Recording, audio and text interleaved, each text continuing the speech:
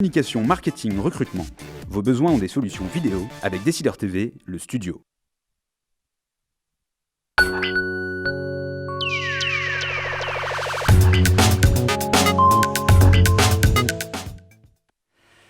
Si vous cherchez des conseils pour créer ou développer votre boîte, eh bien vous êtes au bon endroit. Bienvenue dans Startup, le rendez-vous des entrepreneurs et des entrepreneuses tous les mercredis en direct et en partenariat avec Madines. Aujourd'hui, on va voir, mais où est enfin Ornicar. Je ne vous en dis pas plus, c'est la startup qui va venir dans le Money Time. Mais avant, on va aller s'aventurer dans une jungle bien dense et parfois un peu hostile. Les clauses du pacte d'actionnaires. On est parti pour 30 minutes sur le sujet. Bonne émission à vous.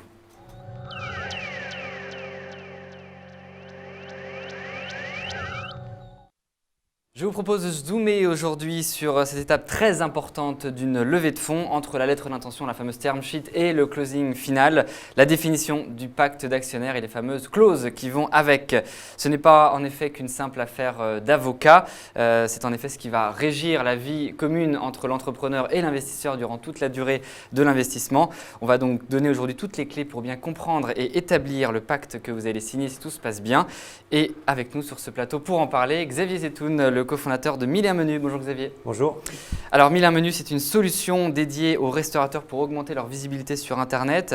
Le principe, les restaurateurs mettent à jour sur votre interface leurs informations, leurs cartes, leurs horaires, leurs photos. Et vous, après, vous relayez sur tous vos sites partenaires comme les pages jaunes, 118-218, Marmiton et bien d'autres. Effectivement. Et vous avez levé donc 300 000 € en décembre 2012 et 1,35 million d'euros en novembre dernier auprès notamment d'Elaya Partners.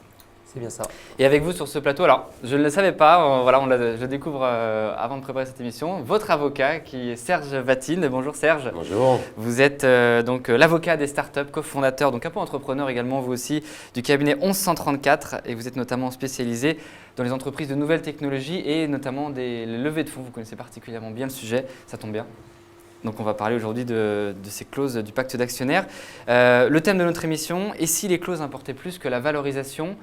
Serge, quel est votre avis là-dessus, vous qui avez vu beaucoup de pactes d'actionnaires passer, parce qu'on dit souvent que les entrepreneurs pensent beaucoup plus à la valo et un peu moins aux clauses.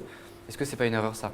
Une erreur non, je pense que c'est important de s'attacher à la valo et de défendre sa valorisation. Oui. Se diluer fortement en amorçage, c'est quand même abouti à des situations parfois compliquées. Néanmoins, comme me le disait d'ailleurs Xavier avant l'émission, on en parlait un petit peu, les clauses souvent permettent de compenser ces problématiques de valo et donc il va falloir travailler sur la valo d'un côté et effectivement bien défendre ces clauses. La stratégie en fait c'est ça, c'est de négocier à la baisse la valo en contrepartie de certaines clauses qu'on peut enlever du pacte d'actionnaires si on n'en est pas pour. C'est un peu ça la stratégie? Alors malheureusement c'est pas souvent comme ça, c'est plutôt tenter de négocier à la hausse un petit peu la valo en contrepartie de clauses qui viendraient d'être insérées.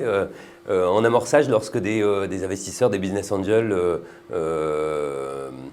viennent nous décident d'investir, généralement, si ce sont des personnes qui ont l'expérience, et souvent on a des personnes d'expérience, ils ont des exigences sur des valorisations, mais également sur certaines clauses qu'ils nous imposent. On en parlera justement de ces clauses qu'on ne peut pas vraiment négocier. Alors Xavier, vous justement, quelle était votre vision vous, avant de lever des fonds, c'est-à-dire un peu quand on est novice en la matière, et maintenant que vous avez levé, est-ce que votre avis a changé et qu'est-ce que vous en pensez justement de ce sujet valo versus clause?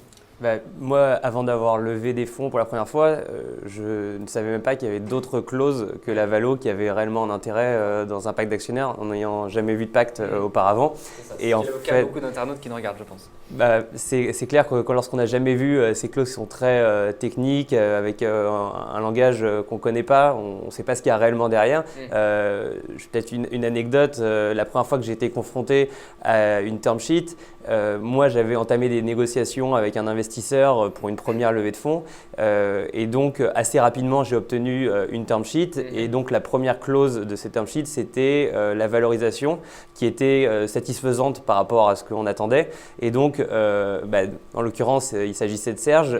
Donc, je l'ai appelé pour lui dire… Qu'est-ce que tu en penses de cette term sheet?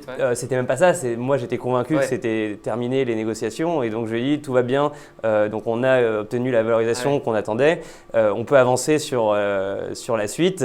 Et le retour, je pense que ça parlera à Serge, qui m'a fait en ayant reçu donc, la term sheet, c'est de me dire c'est une catastrophe parce qu'en réalité, tout ce qui était hors donc, de la valorisation étaient des clauses qui n'étaient pas du tout acceptables, etc. On va en parler justement de ces clauses, on va rentrer un peu dans le dur tout à l'heure dans cette émission. On a juste, pour commencer, Mélanie qui nous demande qu'appelle-t-on justement la valorisation. Est-ce qu'on peut dire une petite définition rapidement de ce qu'est une valo? On va dire valo dans l'émission, valorisation, Xavier. Je vais peut-être me donner pas la définition technique, mais c'est en gros ce que vaut la société et du coup ce qui va déterminer le nombre d'actions, enfin le pourcentage d'actions qui va être échangé contre de l'argent investi dans la société. Voilà. Alors messieurs, je vous propose justement de rentrer dans le dur et de voir un peu concrètement comment se passent les choses et quelles sont les clauses justement qu'on peut négocier, celles qui sont évitées. Enfin bref, essayez de donner vraiment des exemples concrets pour nos internautes. D'ailleurs, si vous avez des questions, je vous invite à chatter sur le petit côté de la vidéo. On va revenir justement sur votre expérience personnelle. Quelle clause en l'occurrence posait problème et qu'est-ce qui vous a fait tiquer, Serge, dans la term sheet, dans la lettre d'intention de Xavier, pour reprendre cet exemple très précis? La première term sheet proposée à Xavier, mais en fait… Vous l'avez refusé du coup, Xavier, cette term sheet, au final.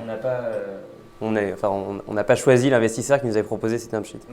En fait, il y a un point qu'il ne faut pas oublier. Il y a d'à peu près jusqu'à il y a 2 ans, les entrepreneurs ne savaient pas vraiment ce qu'était, souvent, beaucoup connaissaient, mais souvent les entrepreneurs ne savaient pas véritablement ce qu'était un pacte d'associés ou ce qu'il fallait négocier. Mais de l'autre côté, on avait aussi beaucoup d'investisseurs qui pensaient que l'investissement ne se faisait que d'une seule façon et arrivaient avec leur bulldozer en imposant un nombre de clauses folles. Et c'est nouveau, c'est ce système de négocier les clauses.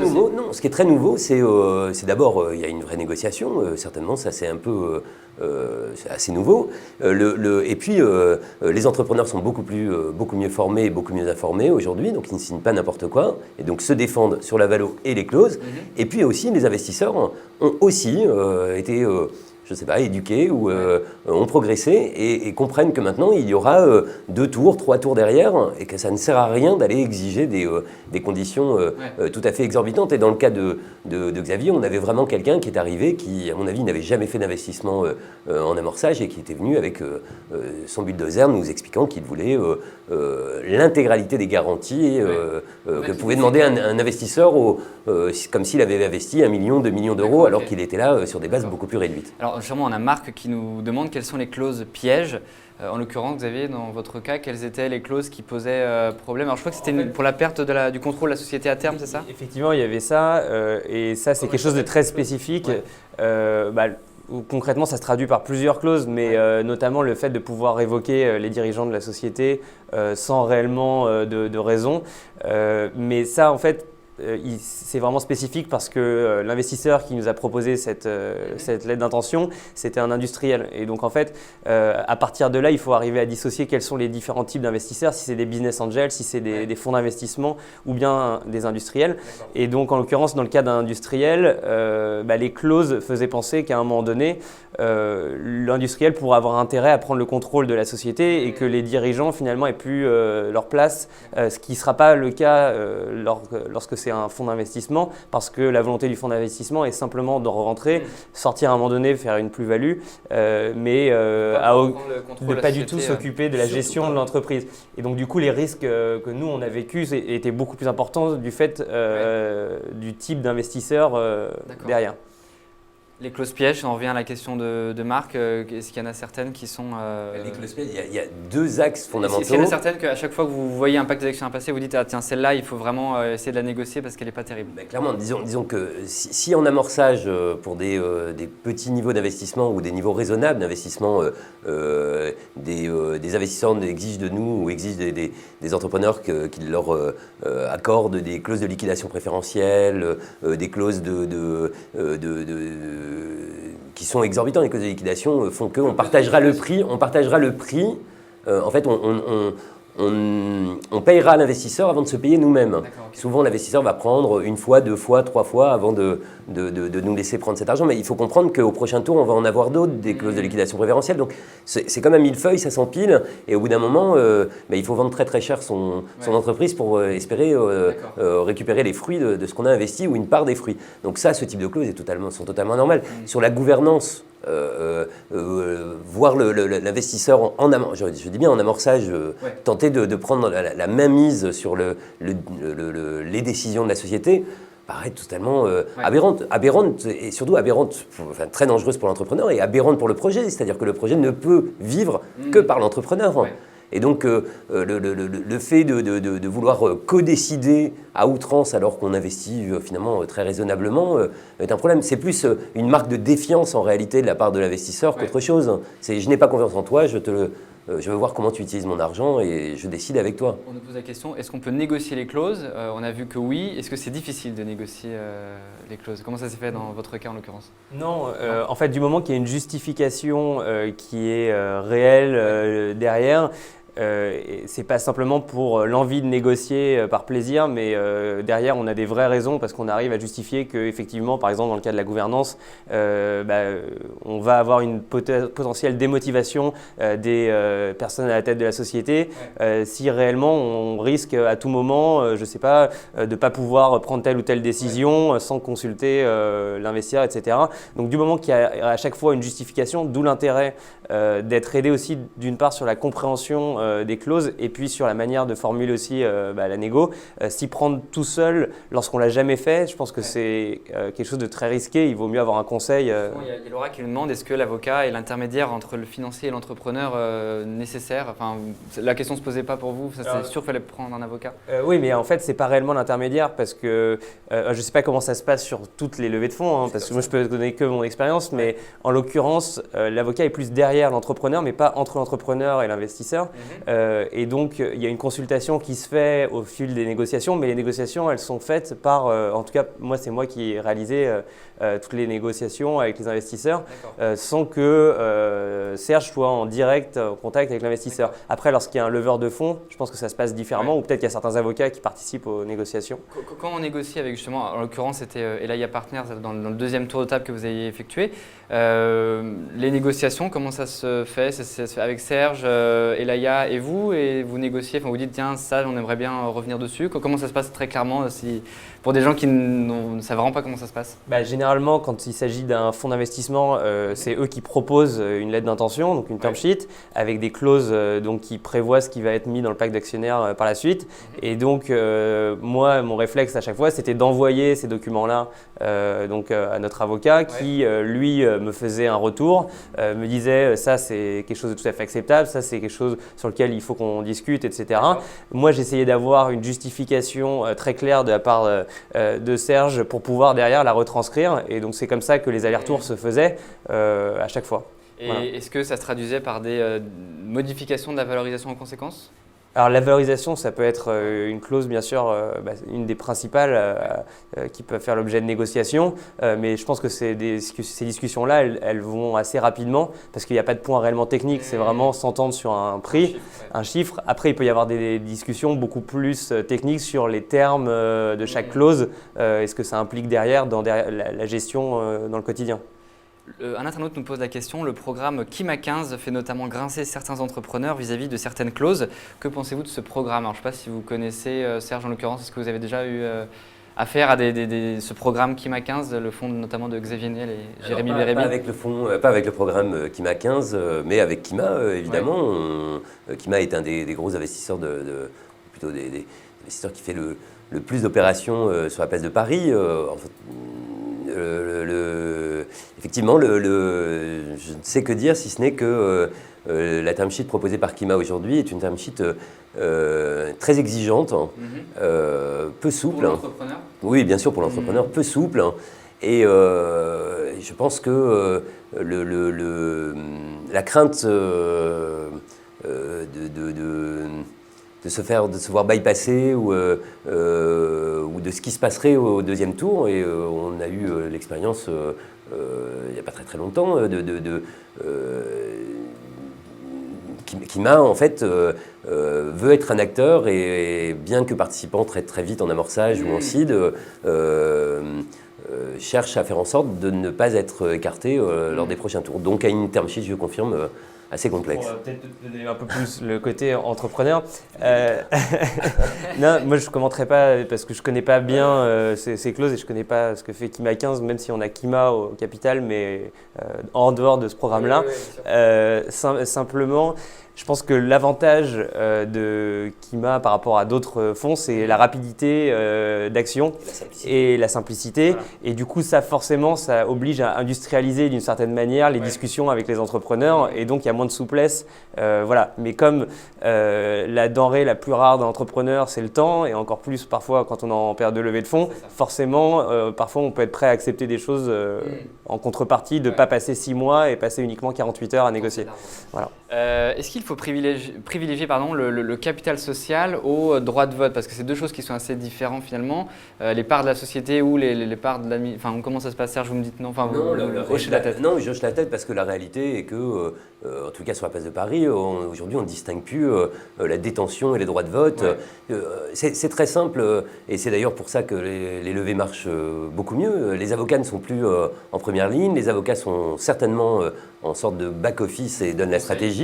Et donc on a arrêté de faire des usines à gaz. On fait les choses les plus simples. Et les plus simples sont les plus fluides, elles sont maîtrisées par l'entrepreneur.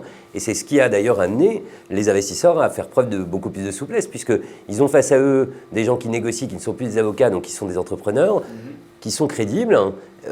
Ça rassure l'entrepreneur, l'investisseur de discuter avec son entrepreneur et de voir que lui-même comprend les clauses. Pour comprendre les clauses, eh bien, on ne fait pas d'usine à gaz, on fait des choses fluides et usuelles. Et les choses fluides et usuelles conduisent à ne pas distinguer les droits de vote de la détention de capital. Quelles sont également les clauses dont on ne peut pas se défaire, des clauses qui sont vraiment impossibles de négocier avec les investisseurs et sur lesquelles vraiment ça ne sert à rien de perdre notre temps là-dessus? Est-ce qu'il y en a certaines je ne sais pas, Xavier qui… Alors moi je n'aurais pas l'exhaustivité, mais je pense que oui, il y a des clauses qui reviennent systématiquement dans les packs, notamment sur le droit d'information des investisseurs sur la société. Ça, c'est des choses, je pense, auxquelles on ne peut pas couper et d'ailleurs qui sont saines pour la relation entre les entrepreneurs et les investisseurs. De reporting aussi, ça inclut ça? Voilà, c'est ça, c'est qu'on s'engage à fournir des données sur le chiffre d'affaires et puis d'autres statistiques sur les chiffres de la société avec des intervalles fixés dans le pacte d'associés. Voilà, donc ça je pense que c'est un exemple de clause qui revient systématiquement. Serge, est-ce qu'il y a d'autres choses qui vous viennent en tête? Celle-ci est fondamentale, c'est celle qui permet d'ailleurs d'adoucir et de gagner la confiance de l'investisseur. Elle est essentielle et donc j'appelle les entrepreneurs à être transparents. Et puis il y a deux clauses aussi essentielles qui sont l'implication, c'est-à-dire qu'aucun investisseur n'investira dans un projet dans lequel les fondateurs ne sont pas opérationnels et en exclusivité ou quasi-exclusivité. Et c'est fondamental, à 100% sur le projet. Et le corollaire en fait de cette clause d'engagement d'exclusivité, c'est le fait qu'une sorte de fidélité doit être donnée à la société. Et donc l'investisseur va exiger des entrepreneurs, des opérationnels, que s'ils démissionnent, s'ils s'écartent du projet, s'ils se désintéressent du projet, il y a qu'ils restituent des actions pour permettre de recruter les personnes qui vont substituer le défaillant. La clause de leaver, enfin bad leaver ou good leaver, c'est ça? Bad leaver principalement. Effectivement aussi good leaver, mais c'est une clause essentielle dans le pacte et aujourd'hui qui représentait un des grands problèmes et des grands points de discussion et qui n'est plus en véritable discussion puisque les entrepreneurs ont compris que c'était aussi leur intérêt d'avoir de la part de leurs cofondateurs des engagements de fidélité et les investisseurs ont les mêmes. Après la problématique est plus sur la durée de cette clause, des investisseurs qui viendraient exiger des durées en amorçage de 5 ans, 6 ans alors que derrière, encore une fois, il y aura d'autres tours. Et donc, ça va s'empiler, c'est assez problématique. Mais des durées raisonnables, 2 ans, 3 ans, 4 ans. Le temps tourne, on va essayer de prendre quelques dernières questions d'internautes. Question de la rémunération de l'avocat, je ne sais pas si on peut le dire. Un internaute nous demande, est-ce que l'avocat est indispensable et quelle est sa rémunération? Est-ce que c'est un pourcentage? Est-ce que c'est un forfait? Comment ça se passe? Serge, je vais peut-être le mieux placer. Alors, est-ce que l'avocat est indispensable? Ça, malheureusement, vous allez… Ça sera Xavier le mieux placé. Xavier de le dire. La rémunération de l'avocat, comment ça se passe? C'est variable entre tous les cabinets, mais… c'est un pourcentage du montant levé ou rien à voir? Pas du tout. Nous on ne fonctionne pas du tout, en tous les cas, pas du tout en amorçage et jusqu'à vraiment un point important, on ne fonctionne pas du tout au pourcentage. Nous, on est au forfait. En moyenne, c'est combien pour avoir une fourchette? On va dire que des levées Business Angel, ça va tourner autour de 5 000 €. Des levées auprès de fonds d'investissement qui vont être beaucoup plus longs parce qu'il y a des garanties passives, vont atteindre les 12 000 €, 15 000 € maximum, mais vraiment maximum. Voilà. La question, est-ce que c'est indispensable? Est-ce que vous referiez sans avocat? Je pense que non. Indispensable, c'est certain, parce que sinon les clauses ne sont pas lisibles, on ne comprend pas réellement. Ce n'est pas accessible par quelqu'un qui n'a pas fait du droit, et donc c'est prendre, à mon avis, un risque très important de ne pas se faire accompagner sur ça. En tout cas, sur une première levée de fonds, et même par la suite, mais surtout sur la première, parce que pour le coup, c'est la première fois qu'on est exposé à ce genre de clauses. Un internaute nous demande également, pourriez-vous nous dire en moyenne et en amorçage, le Business Angel rentre autour de combien? C'est-à-dire comment ça s'est passé lors du premier tour de table? Quelle était la dilution de la société? C'est 30% en moyenne, c'est ce qu'on dit? La dilution, c'est vrai que c'est vraiment variable en fonction du stade d'avancement de la société et puis des résultats, etc. Ouais. Donc c'est vraiment très très variable. C'est vrai que souvent sur les premières levées de fonds, quel que soit le montant, la dilution, elle se situe souvent entre 15 et 30% du capital. Voilà. Après, il y a forcément des exceptions. Mais la big picture, je pense que Xavier a vraiment la big picture, c'est parce que Xavier a fait plusieurs levées, il a fait les deux et il voit bien. Moi, j'appelle vraiment à essayer quand on n'est pas face à des investisseurs lourds et importants, à lever, à se battre sur la valo, vraiment, et ça répond et ça boucle un peu la boucle, mais à se battre vraiment sur la valo, parce qu'une dilution forte au départ, comme je vous dis, il y a 1, 2, 3 levées qui vont suivre, c'est quand même très très problématique.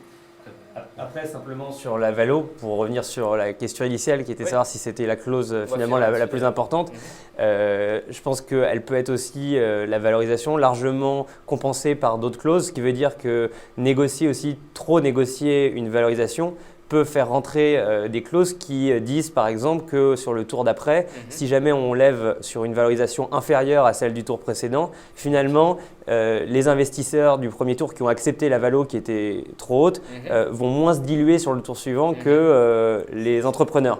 La fameuse clause de ratchet. Voilà. Et celle-là, elle est anormale en amorçage, c'est-à-dire que donc, elle n'est normale que si vous avez une valorisation extrêmement élevée, très exagérée.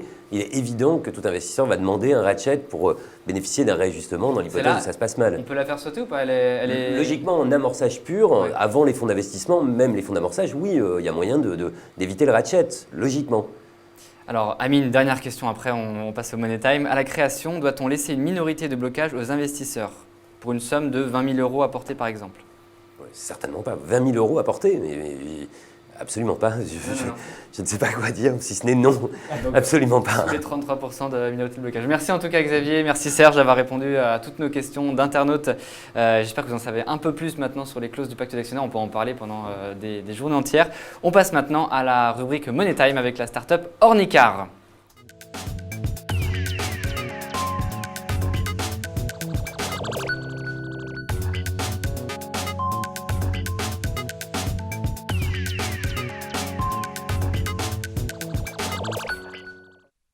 Money Time en direct avec la startup Ornicar qui va révolutionner l'auto-école. Bonjour Alexandre.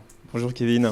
Alors Ornicar, c'est une plateforme, comme je disais, d'auto-école en ligne. Alors expliquez-nous comment ça marche concrètement. On va voir d'ailleurs votre site à l'écran. Ok. Alors nous, Ornicar, on est parti d'un constat. On s'est dit, passer sur le permis de conduire en France, c'est devenu un traumatisme pour beaucoup de personnes.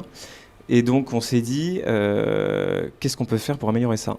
Donc on a tout simplement pensé à une nouvelle façon de peut-être d'aborder l'auto-école avec les nouvelles technos qui existent aujourd'hui. Et donc on a réfléchi à une auto-école d'aujourd'hui pour ce permis de conduire, qui est quand même l'examen qui est le plus passé en France, puisqu'il représente plus d'1 million de personnes chaque année, juste pour le permis B. Donc qu'est-ce qu'on fait? Nous, on a monté en fait un réseau de moniteurs indépendants partout en France, diplômés, donc qui sont les mêmes moniteurs que vous pouvez trouver aujourd'hui en auto-école, qui ont le même diplôme. Et on a réfléchi à une interface candidat qui serait 100% en ligne, avec donc un entraînement au code en ligne et une plateforme de réservation d'heures de conduite en ligne. Et donc ça permet quoi? Ça permet par exemple à ces candidats qui sont, il faut le rappeler quand même, pour 80% en moins de 25 ans, donc souvent étudiants, de par exemple faire des heures, quand ils étudient dans une ville, de faire des heures là-bas, quand ils rentrent chez leurs parents, de faire leurs heures là-bas, et donc de plus être attaché à une auto-école. On n'est plus attaché à un professeur ou une auto-école, on peut prendre réserver en ligne avec une personne, exactement. Un conducteur. Alors ce sont, comme vous dites, des professeurs eux-mêmes d'auto-école, c'est pas des gens qui travaillent pour Alors vous en fait, la profession d'enseignant de la conduite en France est très réglementée. Il y a un diplôme d'État qui s'appelle le BPCASER, et donc il y en a 19 000 en France. Aujourd'hui, ils travaillent tous avec des auto-écoles parce qu'ils sont obligés de passer via une auto-école pour enseigner la conduite à des candidats. Donc c'est pour ça que nous, on est en cours, on devrait recevoir l'agrément de l'auto-école cette semaine. Et donc dès lors qu'on a cet agrément, on va pouvoir permettre à tous ces moniteurs de se mettre à leur compte et de pouvoir mettre leur planning en ligne et directement de les mettre en contact des candidats désireux de... Tout à fait. Voilà. Ouais, tout à fait. Alors, la promesse, tout se passe bien, c'est un permis avec le code, tout compris, hein, et les cours de conduite à 699 €, c'est ça? 690. 690 ouais. Ça va un peu baisser les prix. Sachant que le prix moyen, c'est plutôt autour de 1000 pour une auto-école classique. Comment est-ce que vous arrivez à gagner justement? C'est le fait de ne pas avoir Oui, c'est justement le modèle actuel aujourd'hui, il est un peu d'hier et donc nous permet de faire des économies d'échelle. Aujourd'hui, une auto-école, tout le monde pense qu'une auto-école pratique vraiment des tarifs abusifs. Il faut bien s'imaginer que finalement, même eux font pas beaucoup d'argent aujourd'hui parce qu'ils ont des charges fixes hyper importantes. Il y a un local, il y a souvent une secrétaire, un comptable, les enseignants sont salariés. Enfin, du coup, personne ne s'y retrouve dans ce système. Et donc nous, voilà, on s'est dit qu'avec ces nouvelles technos et une plateforme comme ça, tout le monde y gagne parce que les moniteurs gagnent plus d'argent, les candidats payent moins cher. Et donc au final, voilà, tout le monde est content. Talal nous pose la question, peut-on transférer un dossier dans une auto-école classique chez Ornicar? C'est-à-dire est-ce qu'on a commencé son permis chez quelqu'un? Est-ce qu'on peut migrer vers Ornicar? Tout à fait. On peut migrer vers Ornicar puisque dès lors que nous, on aura l'agrément auto-école et même avant ça, dès aujourd'hui, les gens qui ont déjà fait leurs 20 heures de conduite en auto-école, qui sont les 20 heures obligatoires, ils peuvent se perfectionner avec nous. Alors, Adrien nous pose la question, mais je crois que vous n'êtes pas encore lancé officiellement ça? Non, ça va être pour la fin du mois là. Voilà.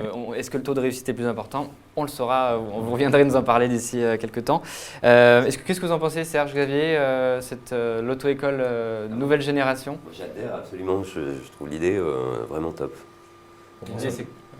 Supprimer les intermédiaires, c'est vrai qu'on l'a vu dans plein d'autres secteurs d'activité. L'auto-école n'a pas encore été disruptée, comme on dit. Du coup, je pense qu'il y a une réelle opportunité. Est-ce que justement les professeurs d'auto-école ne regrettent pas le manque de suivi des élèves parce que du coup ils vont avoir des gens qui vont venir que pour une heure potentiellement? Alors, pouvoir choisir son moniteur, c'est pas forcément dire en changer tous les jours. Justement, l'idée c'est en plus on a mis en place un système d'évaluation des moniteurs pour créer un véritable cercle vertueux. C'est-à-dire que du coup à chaque fin d'heure de conduite, les moniteurs forcément évaluent le candidat, mais l'inverse est aussi vrai avec des critères d'évaluation pour justement pousser les moniteurs à donner le meilleur d'eux-mêmes. Et donc il y a vraiment un suivi non, je pense que... La taille du marché, nous demande un internaute, c'est phénoménal, hein, je crois. C'est phénoménal, puisque quand je dis 1 million, c'est même pas 1 million, c'est 1 300 000 personnes en France pour le permis B. Il n'y a pas que le permis B. On arrive au permis européen, il n'y a personne. Il y a un gros marché. Aujourd'hui, le budget moyen, quelqu'un qui passe son permis de conduire, c'est autour de 2 000 €. Et donc vos cibles sont évidemment les jeunes de moins de, qui n'ont pas leur permis, de moins de 20 ans, forcément. Comment est-ce que vous comptez les attaquer, entre guillemets? Et les attaquer, on a la chance en fait d'être sur un marché qui existe. On connaît, les jeunes, on sait où il faut aller les chercher. Là, je recule un peu de plus en plus, vu qu'il est de plus en plus cher ce permis.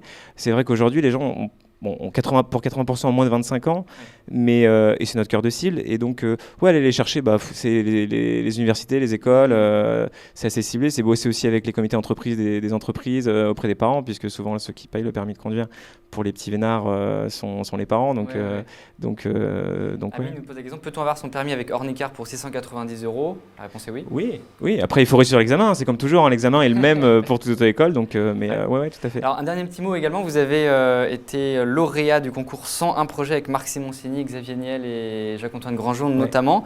Racontez-nous un peu comment ça s'est passé, parce que vous faites partie des privilégiés. Oui, on a de la chance, surtout qu'on s'est retrouvés. Normalement, il n'y a pas de classement, on a eu la chance de se retrouver en numéro 1, c'est pour ça qu'on ne dit pas premier, mais numéro 1 de la liste, ce qui nous a beaucoup mis en avant, puisqu'il y a eu 101 projets retenus.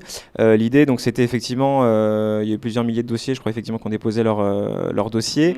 Et donc, on est passé, donc il y avait 300 dossiers qui ont été retenus pour pitcher devant les 3. Au Théâtre de Paris, et là on a une minute de pitch pour présenter l'idée, et c'est c'est assez impressionnant de se retrouver devant les trois comme ça et d'avoir 1 minute pour. On peut pas tout dire en 1 minute et bah, on a eu de la chance et ça a marché. Et au final, Voilà. la clé, c'est quoi? C'est 25 000 euros. C'est Alors, 20 c'est d'entrée au capital ou c'est d'une aide Alors non, en fait, c'est de la dette convertible, D'accord. donc que c'est classique d'un genre de. Enfin, ça, je crois que vous connaissez bien le genre de principe de dette convertible. Je n'ai programme. Voilà. Dernière petite question, qu'est-ce qu'on peut faire pour vous? Est-ce que vous cherchez à lever des fonds, justement, c'est le thème de cette émission, ou est-ce que si des gens regardent cette émission, quel message est-ce que vous souhaitez leur dire? Alors le plus gros coup de pouce, alors on a la chance aujourd'hui de ne pas chercher lever de fonds. Ouais. On a beaucoup de soutien de beaucoup de personnes. On a la presse qui est là. On est soutenu par beaucoup de personnes. C'est plus les candidats de vous inscrire sur le site, d'en parler autour de vous parce qu'il y a que ça qui marche vraiment, quoi, le bouche à oreille. Et s'il y a des moniteurs qui nous écoutent, pourquoi pas, rejoignez-nous parce que. Ah oui, là, ça, Ouais. comment vous laissez, c'est vous qui les démarchez ou c'est eux qui doivent Bah s'inscrire? pour sur l'instant, on votre a beaucoup de plateforme? chance, c'est eux qui viennent parce que Ouais. et on a déjà plus d'une centaine de moniteurs qui sont intéressés par le projet là et qui vont a priori partir avec nous partout en France. Donc il y en a 19 000, donc Très bien. mais voilà. Merci beaucoup Alexandre Merci d'avoir de nous avoir présenté donc, la invités. startup Ornicar. Merci Serge, merci Xavier d'avoir participé à cette émission qui sera rediffusée dès cet après-midi sur Décideur TV, Madines, le site de la Tribune et celui de la PCE. Je vous donne rendez-vous moi la semaine prochaine pour parler de la Felcon, notamment la conférence sur l'échec. Très bonne semaine à vous et à mercredi prochain.